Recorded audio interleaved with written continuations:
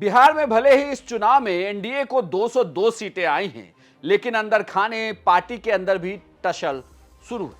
वो इसलिए क्योंकि पहली बार बीजेपी ने जेडीयू के खाते से गृह मंत्रालय ले लिया है। सम्राट चौधरी गृह मंत्री बने, लेकिन क्या वो सिर्फ इसलिए संभव हो पाया कि बीजेपी नंबर 1 पार्टी बनी? बिहार में 101 और 101 सीटों पर जेडीयू और बीजेपी ने चुनाव लड़ा। एक को 89 सीटें आई और एक को 85 सीटें आई। हालांकि ये कहा जा रहा है कि बीजेपी के कोटे से जो 14 मंत्री बनाए गए, तो जेडीयू के कोटे से भी 14 मंत्री बनेंगे बिहार। लेकिन अभी तो जेडीयू के कोटे से सिर्फ 8 मंत्री बनाए गए, 6 का पद रिक्त है। लेकिन इन 6 पदों को भरने के लिए क्या जेडीयू ऐसी कवायद कर रही है कि वो बीजेपी से बड़ी पार्टी बन जाए? लेकिन यह संभव हो कैसे पाएगा?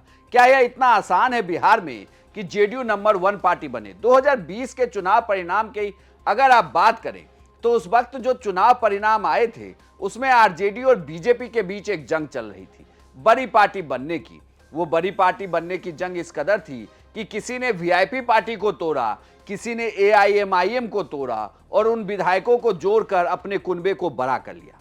इस बार चूंकि दूसरी तरफ यानी कि महागठबंधन की तरफ इस तरीके के ऑप्शन नजर कम आते हैं। वो ऐसे भी राजनीतिक जानकार कहते हैं कि बिहार में यह होना इसलिए भी संभव नहीं कि महागठबंधन किसी को भी जोड़ ले, सरकार वो बना नहीं पाएगी, उनके पास वो आंकड़े आ नहीं पाएंगे। तो फिर यह संभव कैसे होगा? दरअसल ये कहा जा रहा है कि जेडीयू की यह पूरी कोशिश है कि वो बिहार में बीजेपी से एक बार बड़ी पार्टी जरूर बन जाए, लेकिन चुनाव के जो परिणाम आए हैं उसमें वह दूसरे नंबर की पार्टी है। बीजेपी उनसे 4 विधायक आगे है। तो इन 4 विधायकों की दूरी को क्या पाटा जा सकता है?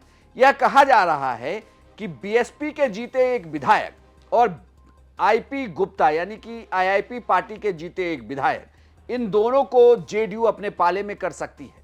इतना ही नहीं, एआईएमआईएम के भी विधायकों से लगातार बातचीत जारी है। सूत्रों की माने तो जमा खान को इस काम के लिए लगाया गया है कि वो एआईएमआईएम के विधायकों से बातचीत करें और उन्हें जेडीयू के पाले में लेकर आए।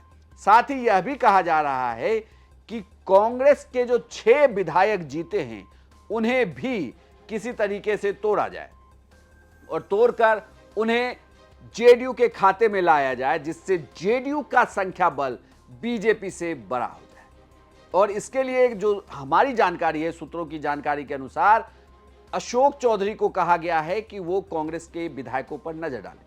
अशोक चौधरी पुराने कांग्रेसी नेता रहे हैं, कांग्रेस के अंदर तक उनकी जड़ें जमी हुई रही हैं लंबे समय तक और वो टूटकर जेडीयू में शामिल हुए थे।